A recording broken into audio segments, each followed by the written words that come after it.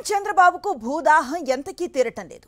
రాజధాని అమరావతికి రెండో విడత భూ సమీకరణ కోసం రైతులను బెదిరించే స్థాయికి దిగజారారు.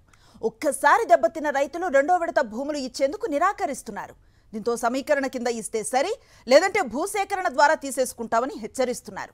శుక్రవారం జరిగిన మంత్రివర్గ సమావేశంలో భూ సమీకరణను వ్యతిరేకించే వారికి వార్నింగ్ ఇచ్చే ప్రయత్నం చేశారు. రాజధాని అమరావతి నిర్మాణానికి రెండో విడత భూములివ్వని రైతుల నుంచి బలవంతంగా భూసేకరణ చేయడానికి ఏపీ రాష్ట్ర మంత్రిమండలి ఆమోదం తెలిపింది.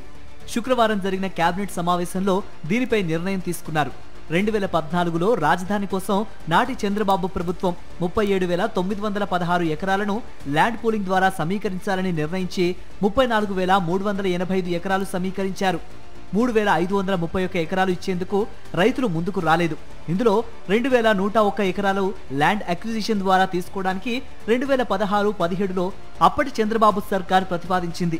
అయితే గత ప్రభుత్వం 2024 ఫిబ్రవరిలో 1,197 ఎకరాలను ల్యాండ్ అక్విజిషన్ నుండి విత్డ్రా చేసింది. రైతుల నుండి సేకరించిన 34,385 ఎకరాలు ప్రభుత్వ అటవీ భూములన్నీ కలుపుకొని దాదాపు 55,000 ఎకరాల ల్యాండ్ బ్యాంక్ ప్రభుత్వం వద్ద ఉంది.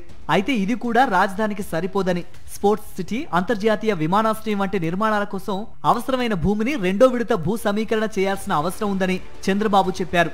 రాజధాని పేరుతో రియల్ ఎస్టేట్ వ్యాపారానికి తెరతీస్తున్నారని ఇప్పటికే ప్రభుత్వం మీద ఆరోపణలు వెల్లువెత్తుతూనే ఉన్నాయి.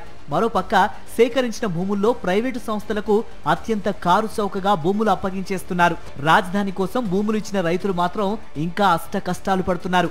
ఇప్పటికీ వారికి ప్లాట్స్ కేటాయింపులు పూర్తి కాని దుస్థితి కొనసాగుతోంది. కొంతమంది రైతులకు ఇచ్చిన ప్లాట్స్ ఎక్కడున్నాయో తెలియని అయోమయ పరిస్థితి ఏర్పడింది. అమరావతికి భూములిచ్చిన రైతులకు మన ప్రభుత్వం ఏం చేయలేకపోయిందంటూ టీడీపీ ఎమ్మెల్యేలే అసెంబ్లీలో మాట్లాడారంటే పరిస్థితి ఏంటో అర్థం చేసుకోవచ్చు. ఇప్పటి వరకు అమరావతిలో చెప్పుకోదగ్గ నిర్మాణాలు జరగలేదు. భవిష్యత్తు బంగారుమయం అవుతుందనుకుంటే సర్వనాశనమైందని రైతులు ఆవేదన వ్యక్తం చేస్తున్నారు. అయితే రాజధాని విస్తరణకు మరో 45,000 ఎకరాల భూమి అవసరమని చంద్రబాబు ప్రకటించారు. కానీ రెండో విడత భూ సమీకరణకు రైతులు నో చెప్పారు.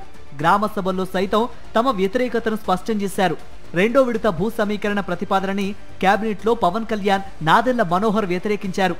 కానీ రెండో భూ సమీకరణకు అనుగుణంగా అడుగులు పడుతూనే ఉన్నాయి.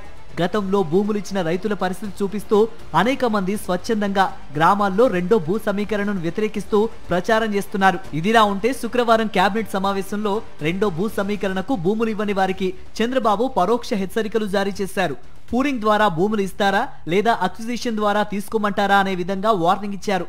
ఇప్పటికే తమ నిర్ణయాన్ని తెలియజేసిన రైతులు చంద్రబాబు పరోక్ష హెచ్చరికలపై ఆగ్రహం వ్యక్తం చేస్తున్నారు.